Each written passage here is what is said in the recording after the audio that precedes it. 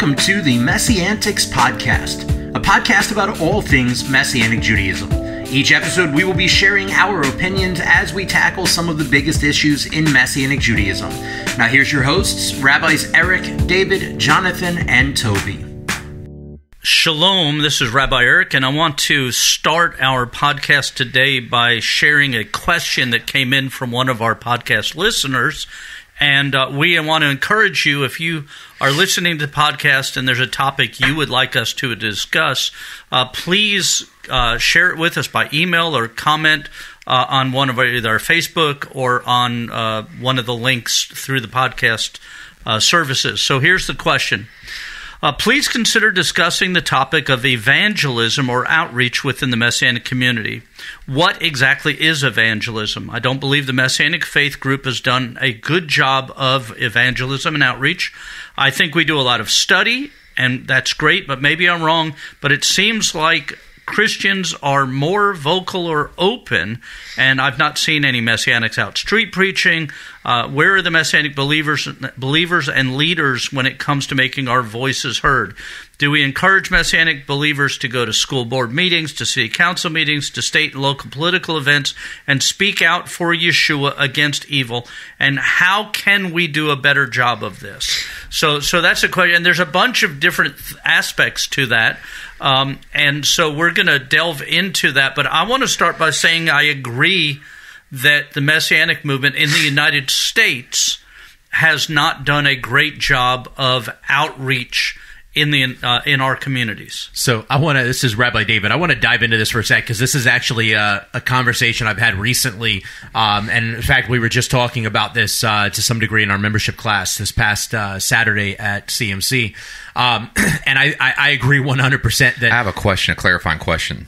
Is this evangelism to Jewish people? I think in general. Okay. Yeah, I just want to...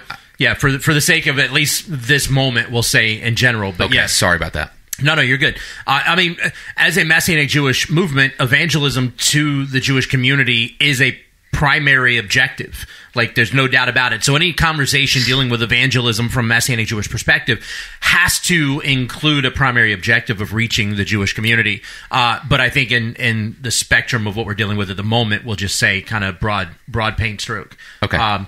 But so I was just talking about this recently in our own membership class at Ma'im Chaim, is that growing up in the Messianic Jewish movement, I always found it funny that the majority of our quote-unquote outreach efforts were, I remember, and this is, I'm going to pick on my dad here for a moment. I remember when I was in middle and high school, and I was on our synagogue's quote-unquote outreach team.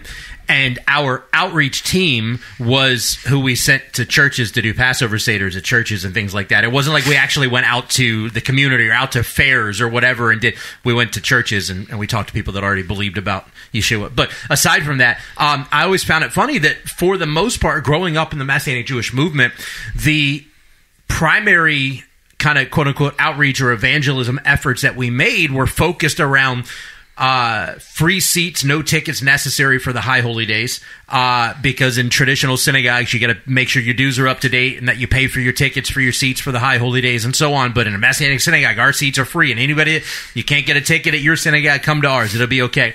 And then the other one was free tickets to our annual Passover Seder to non-believing Jewish people.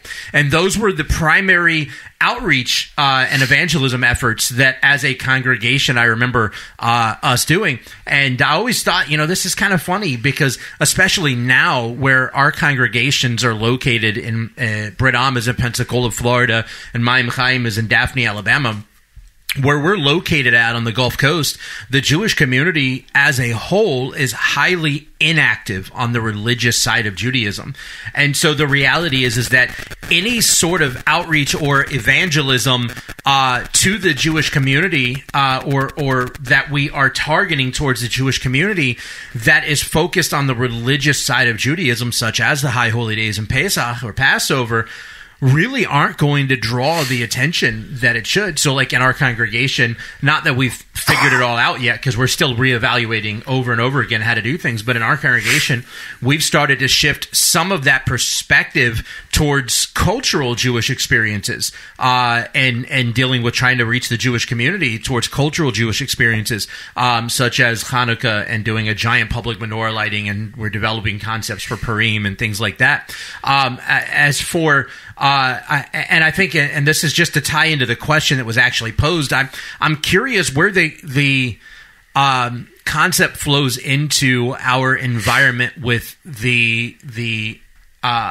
like the political realm and stuff. How does I think in the body of Messiah, especially in the kind of evangelical slant of the body of Messiah in America today, we've somehow convoluted evangelism and Bible together with politics. I think I understand where they're coming from, the person that wrote the post, but I think it's actually two separate questions. I think one question is outreach and evangelism. I think the other question is making our voices known in our culture and our society as it deals with both politics, school board issues, as far as educational issues, community activities, things like that. And both are important. I think in this particular podcast, we'll talk mostly about the outreach aspect of that, and maybe we'll do another podcast, should Messianics or should believers be involved in the political realm, and should our voices be heard, and how should that be? But let's talk about that on another episode.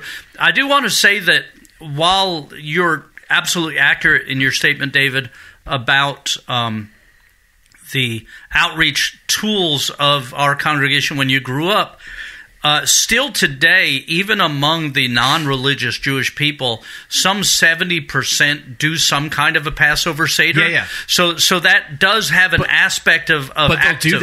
They'll do that because it's family time, right? And they'll do it at home. What I'm getting at is, like, we have this expectation that if we just throw out Jewish words, that the Jewish community will come to our stuff. Absolutely, and I think, and it doesn't work that way anymore. And I wanted to say that the reason when I started by saying in the United States these things is because the organizations that were a part of the MJAA, the UMJC, these other organizations, Ahavat Ami, these other organizations that are Messianic have very active evangelistic and outreach things outside of the United States. You think about Jonathan Bernis doing his events in the former Soviet Union and in Central and South America and in Cuba and other places. You think about Ahavat Ami going out to all the different countries they go to. We think about Jonathan Bernis going and doing medical outreaches in Africa and India. And when we talk about it, if we have, for instance, the Messiah Conference or the MJA conferences around, they'll talk about their outreach to Israel and the money that's going to spread the good news in Israel. And it's one of the things that I've often voiced my opinion about. While I do, and we absolutely, in our congregation, supports Israel financially. You support these ministries in Israel, support an orphanage in Africa. We support lots of different things that we do. Almost half of the Jews in the world still live in the United States. Israel just passed the mark of having more than half of the Jews in the world in Israel. But there's communities in other nations, but there's 6 million or so Jewish people in the United States. And we spend a lot of time and energy doing actual fundamental outreach evangelistic activities where we're supporting them other places. Yeah. But we don't. For instance, the MJAA will raise money for the Joseph Project in Israel. They'll raise money for different projects in Ethiopia. They'll raise money for different things that we do to reach Jewish people in Israel, which are wonderful, and we should do that. But they don't have, at the same time, a offering that's taken up at the conference to do an outreach in the United States, to do something that now we do fundraising in the United States for Messianic things, but we don't actually do a lot of outreach. Now, I will say that our congregation has done things. For instance, we do homeless ministry where we're actually feeding the homeless in our community. Not just outreach to Jews, but outreach to everybody with the love of Messiah. Mm-hmm. We had a singing group that would go out. We called it Praise in the Park, that would just go out and sing songs at one of the downtown parks, and built up a outreach through that. That we don't do near enough. Please don't get me wrong. There's a lot more, and we actually spoke about this last Shabbat as we talked about Lech Lecha, the parsha where God called Abraham to go out and do something. Yeah. And so we want to do more. And the person that wrote this email suggesting this topic is absolutely right. We don't do enough in the United States. We don't do enough in Pensacola. We don't do enough in Daphne. We're reaching out and thinking and trying to come up with ideas. So I think part of this podcast, let's admit first we don't do enough. Yeah. Let's admit that we do a lot more evangelistic or outreach or things outside the United States, that Messianic community largely funds outreach to Severely people imbalanced somewhere else. Yeah. But let's go ahead and jump in, and maybe Toby or Jonathan can jump in with ideas. Okay, now that we know we're not doing that, now that we admit we're not, what are some things we can do to reach out not only to Jewish people, but to non-Jewish people, but as Messianic? So we don't want to step out of who we are, but let's do that. Because there are, for instance, Jews for Jesus that does evangelistic outreach. Yeah. There's Chosen Peoples that does evangelistic outreach in the United States, but those are missional organizations that are part of the Messianic Jewish movement, but they're not the congregational part in the United States. So what, as a congregation in the United States, can we do that's a actual outreach? Let me ask. Let's actually break that up into two things. Number one, what exactly is our perspective on what evangelism and or outreach is? And number two, is it the local congregation's responsibility to do evangelism? And I've got a reason for the second question, so we can dive into that one and go forward. But let's start with the discussion of what is evangelism or outreach, and what does that look like? How is that lived out? What are your thoughts on it? I have conflicting thoughts. Well, just because of my background, I come from a largely Protestant, evangelical background, and evangelism in that light is largely portrayed as you're on street corners with signs. If you're more extreme, you're yelling on street corners with signs, and that sort of thing. So. And I've actually struggled with this, and I'll be honest, becoming Messianic, I've struggled with what is evangelism as a Messianic, especially as a Messianic Gentile. Because I don't, because here's the thing, when you realize the Great Commission is not to make converts, suddenly evangelism takes on wait, well, what am I supposed to be doing? Make disciples. Make disciples. Which requires relationship and time. Which requires time. It requires engaging on an intimate relational level. It's not... Yeah, the scripture actually says make disciples. Yes. Not make converts. Yeah, that's what Toby just said. Yeah. Yeah. And which to me is like my background. Again, it's evangelizing from an evangelical perspective is very easy. You go on the street, you have a pocket full of tracts, you have a sign, someone comes up to you, they either argue with you or they talk with you, you hand them a tract, they may decide to declare a statement of faith then, and you lead them through the sinner's prayer in the tract that you have or whatever, and then boom, they're like, okay, got one soul, done. And then you move on to the next one. Mark that off on the... Mark, check. Be like the used car salesman with the checks on the board. I got 3 sales. I got one. And look, I've had pastors say that sort of thing. Like, we've got to get as many in as we can, and then afterwards, what happens to them? That I have no idea. Like, when I think of a tract, they're very condensed, and it's usually if you don't accept Yeshua or Jesus, you're going to go to hell. And the problem with the tract thing, and especially even with the preaching, because a lot of the street preaching is incredibly fire and brimstone. Yes. So you're scaring people into God's Which arms. Fire and brimstone, it has its place. It has its place, but you've got to love people into the kingdom of God, and we can't scare them into the kingdom of God, and that's oftentimes what happens. Yeah. Which is why... and that's why and people might get on to me about this, but I'm a disciple of Rabbi Tokajer, and I largely don't care about what people think. I never use hell when I'm telling the gospel to someone, because my goal is not to get you so afraid of dying eternally. Right. Which is what a lot of people do. My goal is to get you to be a devoted follower of the Son of God, a devoted follower of the King of Peace. I want to share 2 different things. One is when, in my time in between Judaism and Judaism, when I became a follower, when I became my wilderness journey, when I became a follower of Yeshua, it was in a church, and our church was active in outreach in the community to the point where we would mark off sections of town and go knock on every door and invite the people there to come to our congregation to join us in doing things. So there is an aspect of that was, and it wasn't. We're here to get you out of hell. Yeah. But we're here to invite you to join our family. We're here to, if we can serve you, how can we do that? Let us introduce you to, and here's why we want to do this, because we've had an experience with a God who changed our hearts, so that we want you to have that experience. The other thing I want to open up is, I think that we in the Messianic movement, because of some of the things we've talked about in past episodes, are so schismed in things. For instance, Jews for Jesus and chosen peoples do what we're talking about now. Yeah. They go out to areas. They go out and talk to people. They go out and hand out invitation tracts. They do events to invite communities to do it. I don't know why we in the Messianic movement don't contact them and say, hey, I would like to invite your group to come down to Pensacola or to Daphne or to wherever and work with our people, and let's do an event together. You guys already made this wheel. It's somewhat effective in leading Jewish people and non-Jewish people to Messiah. How do we incorporate that? How do we invite you to not teach us about Messiah, but how do we get you guys to come and let's go do this?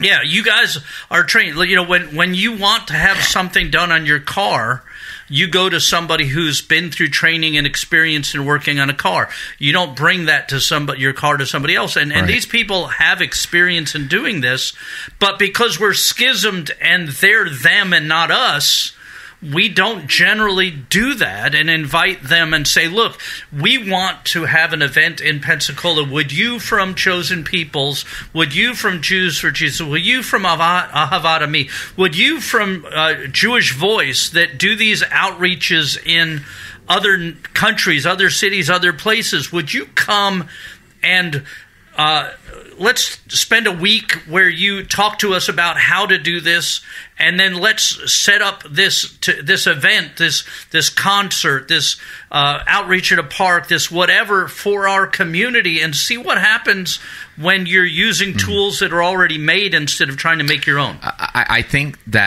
that's true, and I 100% agree with you, Rabbi Eric. This is Rabbi Toby, by the way. I'm going to lateral this over to David in a second, because David and I have, and I think we've all had this discussion briefly, but I know, David has mentioned this. Rabbi David has mentioned this. I have been in the Messianic movement. Well, I've been a believer since I was 11. I've been in the Messianic movement for 17 years. I've been a worship leader by God's grace. I've been a youth leader by God's grace, and now I'm an assistant rabbi. But I have not ministered to more people in those three positions than I have in the one that I held for 16 years, and that's as a school teacher in the public school, in the marketplace. In my job, I'm talking like I hear a kid talking about how, oh, my dad this or my mom this, that my parents are divorced, and I said, well, I know how you feel. It's, and without getting too personal, but the next thing you know, I'm talking to this kid about how I was a product of divorce. Yeah. And the next thing I know, I got 6 or 7 kids sitting around me, and they're and talking to them about how I don't care who's hurt you, you're still worth something. And they said, well, Mr. Manolis, what helps you feel like you're still worth something? And I said, God. And then I can hear the Lord say, that's how it's done. Right. And I think that we, as now that I'm in congregational ministry, our job is to train our congregation in the marketplace. That's where evangelism really happens. Right. Yeah. And one of the things to go, and I know you want to say something, but one of the things we did that's been very effective in our community that's similar but a little different is we moved our studies to coffee houses. Right. In other words, we do a Torah study, and we at one time we're doing in 3 different places. Now we're doing one. COVID shut down a couple of places for us to go. But we gather together and do a Torah study in a coffee house in a setting where other people are sitting around us while we're having our discussion. And it's amazing how many conversations come out of that. We moved our in the building event outside of the building, right, to a public space, where we're having a discussion, just like we're sitting around a table right now having a discussion on this podcast. We have those discussions about the weekly Torah parsha and how it affects us and what we see in it and different things in a public location where people are sitting around us and they hear what we're saying. So it's not confrontational. We're not going to them and saying, do you believe in this? Do you?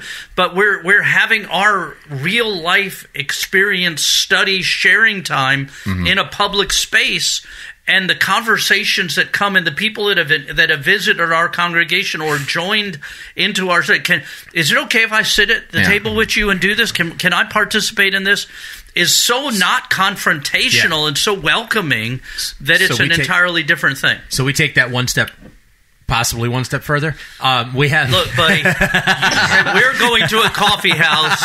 You take it several steps further. I think our congregants need more training on how they can present the gospel in their daily life in the workplace. Agreed. Yeah. So we do something relatively similar that we call Torah on Tap, and it's our men's gathering, but we do it at local breweries. And we've had the same, like, I had one lady, now this is completely veering off the topic for a second, but I had one lady who used to be part of the congregation that saw our email said something about Torah on Tap at this particular brewery. So she showed up early. She waited outside the brewery so that when I got there, because she knew I'd be a few minutes early, when I got there, she could stop me at the door and tell me how much she disliked us doing something. Now, she wasn't part of the congregation anymore, but how horrible of an idea was, I can't believe you were doing this at a brewery and blah, blah, blah, and all that. And what kind of a witness is that? I said, hang on, let me ask you something. She says, what? I said, you ever sat and thought for a minute about whether or not people are listening to what we're talking about?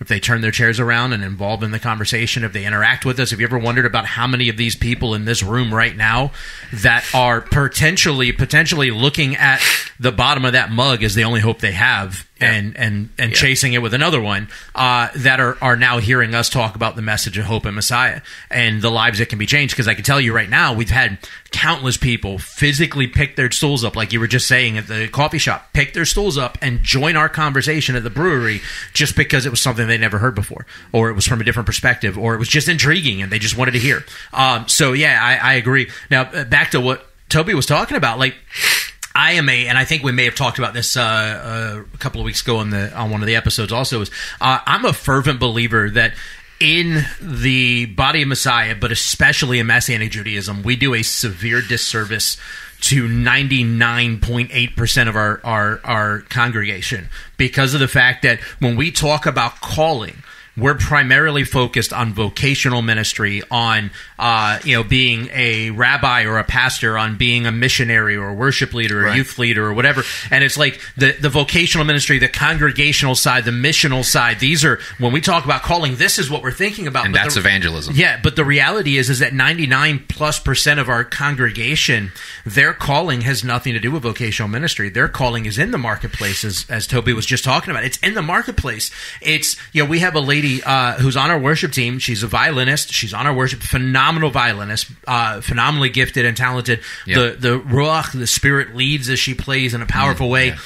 But she also works at a Publix in the deli slicing lunch meat for people. And she has had some of the most impressive opportunities to share the good news of Messiah with people in a very hands-on way, right there at the grocery store. People she works with, people that are customers of her, et cetera, et cetera. She has these opportunities to share with people that I, as a rabbi from a pulpit, will never have the opportunity for. Right. We have a lady who comes to our synagogue right now who is 80-something years old, who was a naturalist. She was not naturalist like nudist, but she was a naturalist. She worshipped nature. Right. She that kind of thing. And she's a Messianic believer now, a very strong, committed one, because of the interaction she had with a Walmart cashier who used her cashier position to share God's love. Not to preach, but to share God's love and His Scripture with this lady. And I can't tell you the other people that have been brought to exactly like you're saying, whether you're a server at a restaurant, whether you work in a law office, wherever you are, you have the opportunity to do evangelism that's as effective as anything we can do by passing out more effective, really, than the cold calling of tracts. Yeah, because if you're meeting someone regularly, or you are running into someone regularly, they get to know a little bit about you, sort of like at Torah on Tap, or even Holy Smokes. People are regulars. They see your character, they see your behavior, or especially if they're coworkers. Then they get to see you in the frustration with work. They get to see you in the frustration with management. How does God's Spirit move you and affect you to have patience, to have peace and grace with the people around you, versus you standing with a "believe this or you're going to hell" sign on the street? Because the human response, the flesh, the human response, the human response is, well, who are you? Who are you to tell me that? Because let's be honest, times have changed. Largely people of faith, if you just look in the news, the amount of preachers, the amount of priests, pastors that have been arrested or under investigation for abuse, both sexual and spiritual, physical, or who have, done terrible things with their families, or who have taught stuff that has led to the deaths or injuries or abuse of other people. People of faith, when you just come out with statements like that, you do not do the body of Messiah any service, right? Because it doesn't lead people to Messiah. It comes as a response of, here's more self-righteous people on the street telling me that I'm going to hell, when they're probably looking at pornography behind closed doors and doing things that they ought not be doing, and abusing and cheating on their wives, that kind of thing. And so I remember years ago when the Westboro Baptist Church became popular, sadly became popular, because that really did a number. I'd say more infamous than popular. Yeah. But what it did was it drove home this idea that, and don't get me wrong, I'm not saying that people who stand on the streets with signs are doing something wrong. They're not. They're doing absolutely what they feel called to do, which is to preach a message of repentance, preach the message of Messiah. Or they're well-intentioned, but they're going about it the wrong way. Mm-hmm. And the Westboro incidents in the mid-2000s really painted that kind of thing in a bad light. And I think there is... I think you can adjust your strategy, and marketplace ministry I definitely think is a much more effective strategy. I think that's the key, and I think that Yeshua, when we look at his pattern with his disciples, he sent them out. He didn't say I want you to bring them to me, you always think about, I don't know if synagogues do it. I know churches have done it, and bring a friend day. Yeah. And I'm like, I'm not saying that a person has never been invited to church or a synagogue during a bring a friend Shabbat or Sunday and have been. I'm not saying that's never happened, that they come, they get saved, and something radical happens. Yeah. But I think in general, what's the purpose of the synagogue or the church? Yeah. So I'm going to feed back into that second question I asked earlier, which is, what is the role or responsibility of the congregation in evangelism? Because I think it feeds right into what we're talking about, marketplace ministry and so on. And I'm going to step out on a limb and say something that may make people uncomfortable, and I know that's a far-fetched idea. All right, Flak Fest, everyone, Flak Fest, grenade coming. Exactly. Everybody get ready to be shocked. About to throw my traditional hand grenade into the conversation. I do not at all believe that the primary focus of the local congregation should be salvational. In the congregation. Now, you take that back. And what I mean by that is that we have this messed up notion, especially here in the West. We're talking about... Huh? South. No, I'm talking about the West, of the world. Yeah, but we're the South of the West. Correct. We have this notion in the West, and particularly in America. The Bible Belt. We have this notion that outreach, evangelism, salvational messages are the role and the responsibility of the pastor. Right? And what we've done is, and you can see this in the megachurch model. In essence, what we've done is we've taken the role of the pastor or the rabbi, which is to be a shepherd, to shepherd the flock, to care for, to protect, to nourish, to build the flock from milk to meat, etc. We've taken that role and we've relegated that individual from being the shepherd to being an evangelist or a missionary, where every Sunday or every Saturday they have to preach a salvational message. Yeah, we've made the shepherd the sheep. The shepherd's supposed to take care of the sheep. The sheep are supposed to bring forth other sheep. And then what we've done from there is we've relegated the role of shepherding to small group leaders. And then we wonder why when a small group leader gets upset and splits and takes a group of people, how did they have that influence? Well, it's because they're now the shepherd of that group. And so we've relegated the role of shepherding to small group leaders. And we've taken the role of, as you were saying, and this goes back to Rabbi Scott Sekula, who was the first person I heard make the statement of blessed memory, that he was actually speaking here at an event. I can't remember what it was, but he was speaking, it was for Sukkot. It was a Sukkah Fest you guys did years ago. He was speaking here, and he said one of the problems is that we have this mentality that it's the shepherd's role to make new sheep, but the Torah specifically prohibits shepherds from making new sheep. Only sheep can produce more sheep. And what happens is, I'll let that sink in on your own. You can figure that one out. But I took biology in 8th grade. I know how this works. So what happens is disqualified from being a Supreme Court justice. So what happens is we take this notion of outreach, evangelism, of leading people to Messiah, we relegate it to what's supposed to be the shepherd, and we take the responsibility away from the individuals who the Great Commission is given to. Right? The Great Commission, go and make Talmudim, go and make disciples of all nations, immersing in the name of the Father, Son, and the Ruach HaKodesh. We're supposed to, as individuals within the body, that's supposed to happen. And I believe wholeheartedly that the primary focus of the salvational work, of the evangelistic work, of the outreach work should be done in the marketplace, in the workplace, in schools, in the streets. And I don't mean in the streets like with people screaming at the cars like they do around here in Pensacola, but I mean like physically our friends, our family, and good. And I think that the way that happens is when we begin to, as individuals, we begin to live our lives so dynamically rooted in the power and presence of God in our lives that people start coming up to us like they should see God in us. This goes back to what Jonathan was saying earlier, is how many of these so-called great leaders, like I keep thinking of all these televangelists and such, the FRC, the Family Research Council, that several of their big donors and leaders just a few years back with the Ashley Madison scandal got busted with their names in that hack, that are out here telling people, and I only bring this up because of the political joke you made a moment ago, that are out here telling people all of this, right-wing politics and and this is what it's supposed to be, and the government's trying to destroy everything, but here they are cheating on their wife and and all this kind of stuff. The reality is, and I talk about this in my book Spirit and Truth, is that we live in what I like to call a post-truth era. That nobody around us believes in a finite truth anymore, right? So, how many the Me Too movement? I have my truth, my truth, my truth. You tell your truth. My truth is this.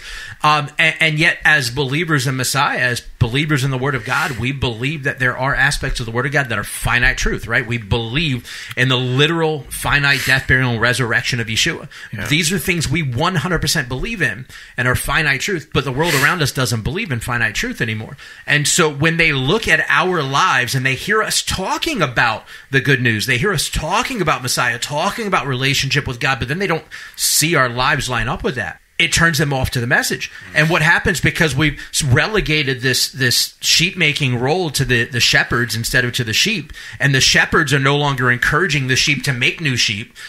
Instead, what we've done is we've relegated that role. So now the sheep have no real responsibility for living the good news out in their lives anymore. And people aren't walking up to us and going, and you talked about restaurants, and I worked in restaurants, waiting tables and bartending for almost 20 years. And for kicks and giggles, I'm bartending at a cigar lounge right now once or twice a week just for entertainment, and the conversations I've had about this have been phenomenal. Right, well, it's an outreach. And what's interesting is there's two rules about bartending in restaurant and waiting tables. One is you don't talk about religion, and two is you don't talk about politics. And 99% of my conversations in the restaurant world has always been about religion. And it's always because people will go, there's something different about you. Tell me what it is. I need to know more. What's different about you? I need to know more. And that's the thing, is we're supposed to live our lives. Our lives should be the outreach, and people should go, hey, you don't seem like you want to kill yourself. Can you tell me how that is? Because I'd really like to, and I'd like to know how not to. Can you help me find that out? I mean, it's a really extreme, painful way to present it. But that's the reality. And I think that we've got this notion that the local congregation's job is to do outreach, but the local congregation's job is to equip and prepare so that the sheep can go and produce more sheep. And I think this ties in with what Rabbi Toby was saying with the marketplace ministry, with what Rabbi Eric was saying, and with bringing in Jews for Jesus and chosen people and so on, to build up how we do this. But I think that's the core answer to about evangelism, to the, getting back to the person who asked, the question you presented, Rabbi Eric. I just think the core answer is we have to start with the marketplace, encouraging our congregants. I think we have to have a holistic approach to this. In other words, there's a place for knocking on doors and visiting people and doing that. But the primary, when we talk about things, when Yeshua was sharing, he got accused of hanging out with publicans and sinners because he was at the places publican, not because he was a publican and sinner, but because he was there. And then the other side of that is that I absolutely believe in home groups and small groups, but I think we're supposed to call them families. Yeah. In other words, I think that instead of having a group of people leave your congregation to go meet somewhere else to have a small group study, we should have our families, and we encourage this at our synagogue. On Friday nights, we don't have a Shabbat service. We encourage our families to have a dinner and invite friends over to their dinner where they can, in a non-confrontational way, enjoy. Why do you say these prayers? Why do you do this? And you can share. The other thing is, and it goes back to the restaurants. As Rabbi David knows, my wife worked in restaurants. She was a restaurant manager for a little while. And believers have the worst reputation in restaurants because they'll come in on Sunday all dressed up in their finery. They'll take a long time having dinner, being very loud and rowdy, and their kids misbehaving and all that. And demanding. And then they'll leave a track on the table with a buck tip or, a minimal tip. Or no tip at all. Or leave one of those stupid $100 bills or whatever, $1 million bills as their tip. For leaving those around. So I started, and this is something my wife and I have done for a number of years now. We have actually in our household budget a tipping budget where we go to restaurants and we're pleasant to the people, we're loving, we're kind, but we excessively tip. It's not unusual for us to have a $20 meal and leave a $100 tip. We've given as much as $1,000 tip to people at restaurants at time, and do it as and we're not trying to buy them in, but we're trying to counter the idea. So if I'm going to tell somebody, look, I want to, we're about to pray over our meal. Is there anything we can pray for you about? Which we do at restaurants. We'll ask the server, look, we're about to pray. Is there anything we can pray with you about or pray for you about? I want to do that next step. If all you do is say, be well, be fed, be healed, but you don't do anything physically to make a difference. And with that, this goes back to what I said about we better live the good news out in our lives in a very literal, people better see the presence of God in us if we're going to talk about him. I have sat at meals in restaurants with far too many believers who will do that. They'll ask, we're about to bless our food. Is there something we can pray for you for? Yeah, this or that or whatever, my kids or this bill or my schooling or whatever. And then they spend the rest of the hour and a half, 2 hours that they're in that restaurant treating that server like trash. Right. Or talking gossip and slander about other people. Or you don't listen to me, people. Listen to me. Do not ask that person if you can pray for them if you're not going to continue to live the example of the gospel out the rest of the time you're in that restaurant. Yeah. Right. So these are things. So when we talk about it, we need to go to parks and talk to people and sing and do things. We need to do outreaches where we're doing concerts and things where we're trying to reach large numbers of people. We need to go to the grocery store and make ourselves known there, or a coffee house or whatever. We need to do all those things. We need to get our families involved in inviting people over to dinner and showing love to them. We need to be doing all of these things. We need marketplace ministry. We need to be going to coffee houses, having studies, talking to people. We need to be all of those things together. But the biggest example we need to do is actually live our faith beyond having a Bible study, beyond saying a prayer over a meal, beyond doing that. And that includes putting our money where our mouth is. It includes saying, we had a lady, and I'm not saying this to brag. Please know we fail in numerous ways daily. But we were at a Olive Garden one time, my wife and I and a couple of other people, and the server came up, and she was an amazing server. She kept our glasses full. She got our order right. She was pleasant. But she just looked like she was having a bad day. even though she was doing service. And so at the end of the meal, I said, look, you have been a fantastic server. You've done everything above and beyond, but you just look like you're having a bad day. Is there anything we can pray about? Can we help? And she said, I was supposed to go home to visit my family this week, but my brakes went out of my car, and now I have to use the money I was going to go home with to fix my brakes. So my wife and I said, well, how much is the brakes? And she said, there's $180, whatever it was. So we gave her the $180 and just said, here, fix your brakes and go visit your mom. And she broke down crying. I cannot tell you the number of times we put a tip on our credit card receipt, and the person came back and said, I think you put the decimal point in the wrong place. They just could not believe that we were doing that. Now, I can tell you we've gone back to Olive Garden numerous times after that, but we didn't go there particularly to see that person or to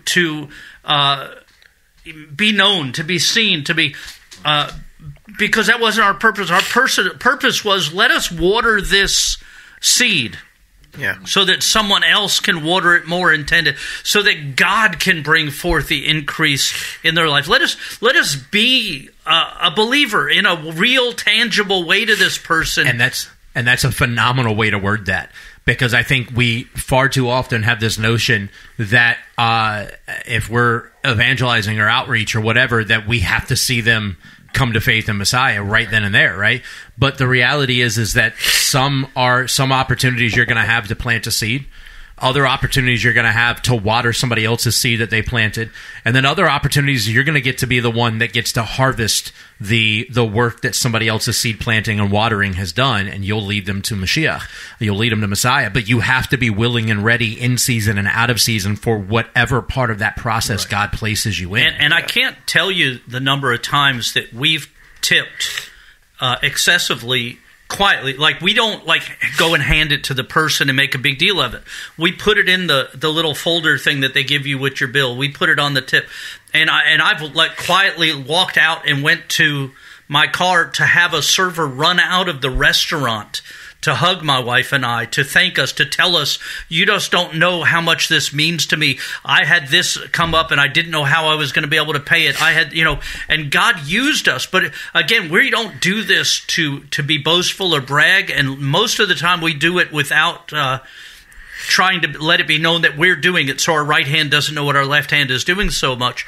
But those things, the love, the stopping on the road to help somebody change a tire, the stopping at the store, the helping somebody carry groceries to their car, the helping somebody who, their kid is misbehaving at the store and they have another kid to go over and just stand there to make sure that they know someone's watching their child while they're, all of these things that we can do that are loving and kind and godly, that aren't saying you're going to hell.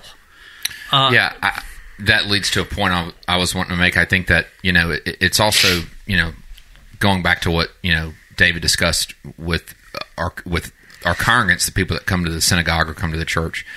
It's telling them what evangelism is. It's teaching them about what evangelism is, because when I think of the guys that are on the sidewalks or with the megaphones and this, that, and the other, I see someone who, even if they're well-intentioned, and I think many of them are, I think that they are misunderstanding what evangelism is. Like, when I think of the times Yeshua shouted, like, when he, the rivers of living water in John chapter 7. Yeah. He shouted that to a bunch of people who understood the prophecy. He shouted that to a bunch of people who had some understanding. Well, and he also shouted it to people who were actively listening. He was teaching. And when he read Isaiah 11 and said, "This has been fulfilled before your eyes," these are people in the synagogue. You go out to a sidewalk and you're going to have people who don't know the Bible from, who don't know the Bible from a hole in their ground, and you're saying, "Thus saith the Lord" to them, and they're like, "Well, what Lord are you talking about?" So, and I think that comes from a misunderstanding of like, the voice crying out in the wilderness. I said, look, there's so much you have to understand about the context of Yochanan the Immerser, and who he was, why he was doing what he was doing, and like you said, and the prophets. I guess in some people's mind, the prophets just went somewhere and just started yelling this stuff out, Yeah, That's not the context. The prophets go to preach repentance, and the thing about, and we've talked about this with Jonah, when you go to preach repentance, that means the people there already know what's right. Yeah, it's there's repentance. a content, right. You can't repent unless you have first repented, as Rabbi Eric so likes to often say, which I love to say. And maybe that's just for another discussion, just about how I think prophets are misunderstood, that they think that Isaiah just walked around and just said all 66 chapters. Touch not the Lord's anointed. Yeah. I've heard many pastors say that about...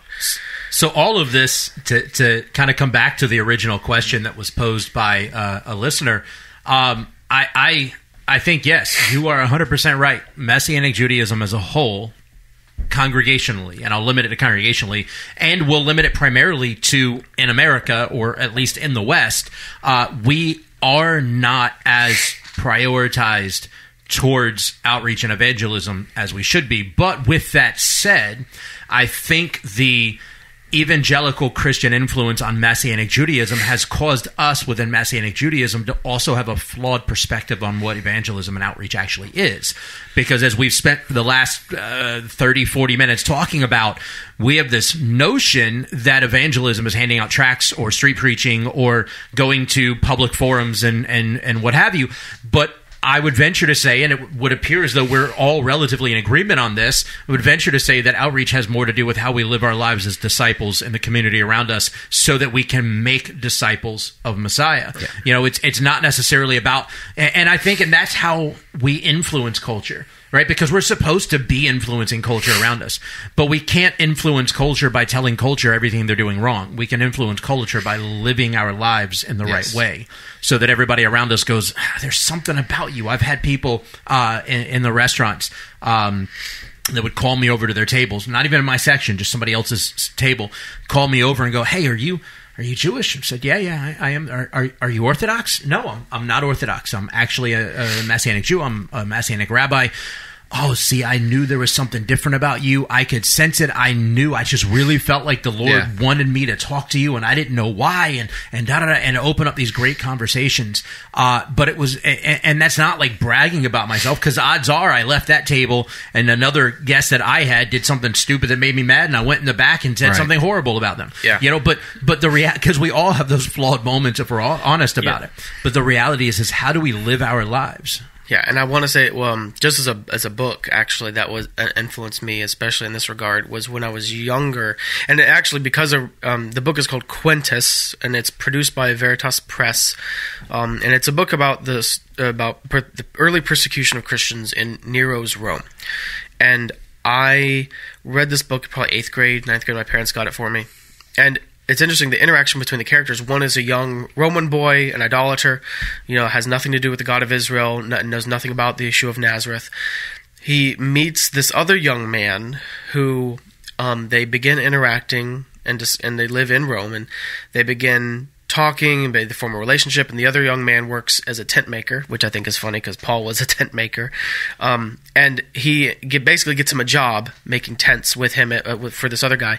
And slowly he's introduced to this man, Yeshua of Nazareth. And it is slowly, relationally brought into the kingdom of God and becomes a believer. But it's not like he didn't, it wasn't like he was going through Rome and this young man was yelling in the streets of Rome. No, he actually noticed something different about this young man. And so reading that book caused me at a very young age to question the validity and the fruitfulness, the effectiveness, of doing, it's interesting as you're saying that when you see in the scriptures, when the miraculous things took place in Yeshua's ministry, they were almost all precipitated upon something that said something like, and he looked on them with compassion. Yeah. When we look on people that don't know God with compassion, rather than looking at them as the goal. In other words, I want that person to be part of my community. I want that person to be... When we're looking at them and saying that person needs God and have compassion, that person needs help and have compassion, that person needs food and have compassion, that person needs a home and have compassion. When we start working that way, the most miraculous thing that can take place in a person's life is them coming to faith.